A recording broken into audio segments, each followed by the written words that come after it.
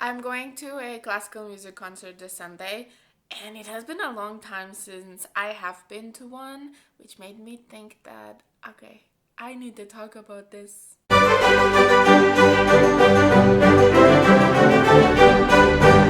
Hello, hi, welcome back to this channel. My name is Anna, and I explore what it is like to be a classical musician and everything that comes with the business. Today, like I said in my intro, I want to talk about classical music concerts and what it is like to go to one as a classical musician. Oh, where to start? Okay. I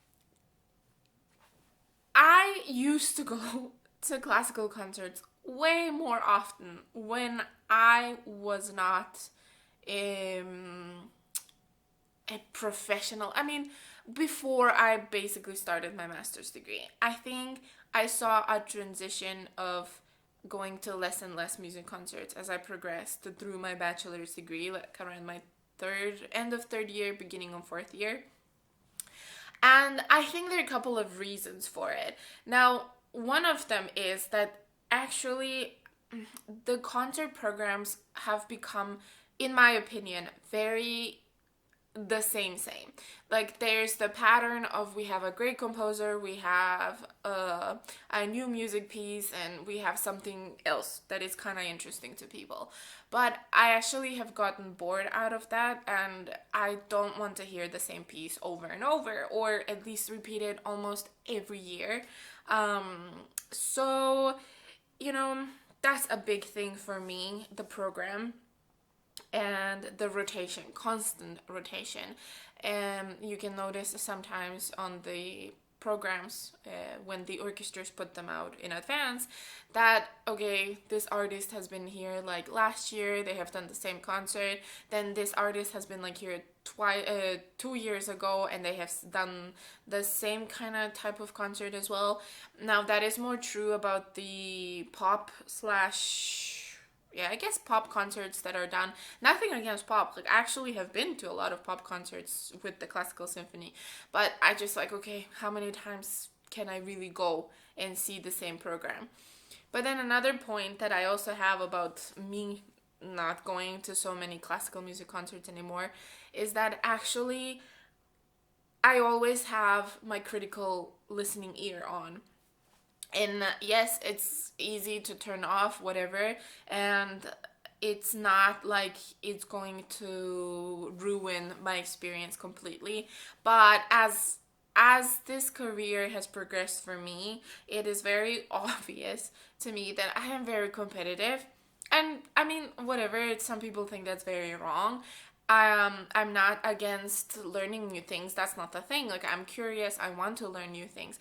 But I realize that when I go to these classical music concerts, I am listening constantly on, like, with a critical ear, with a competitive ear, because it's like, okay, what is it that this player has, and what is it about their sound that has made them hireable? Because at the end of the day, that's all we want, to be hired by an orchestra because of the safety of the income and the certain reputation that comes.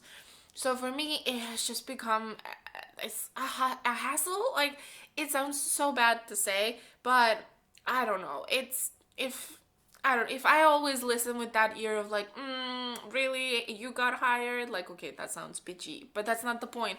In the sense that, like, okay, I can see certain things that I like in your sound and that I would like to maybe work on and develop, but like, meh.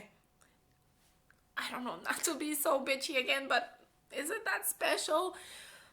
And it's funny to talk about this because I actually heard this on, oh, it might have been the Flute Center podcast. I can't remember, but it was one of the flute players that they interviewed there, and he said it's like, actually a lot of players now and orchestras just move into this homogenic sound, which is like, it just sounds the same, and it didn't used to be like that. And I cannot talk about the past because, like, I'm not that old, but still, it's like, I definitely think now that there's something very, very interesting sound wise has to happen for me to really appreciate a music concert. And I think that's also part of that musical ear that is always on at any concert.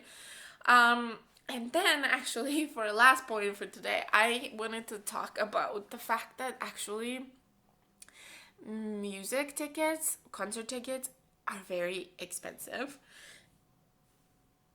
There, I said it, and I can definitely discuss more about like the topic of expensive music tickets in another video.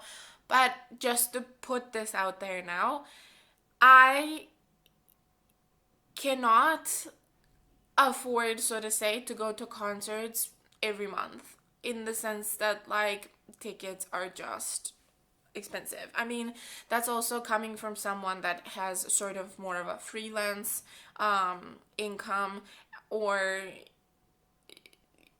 that's trying to work part-time hours so I can also focus on auditions and stuff like that.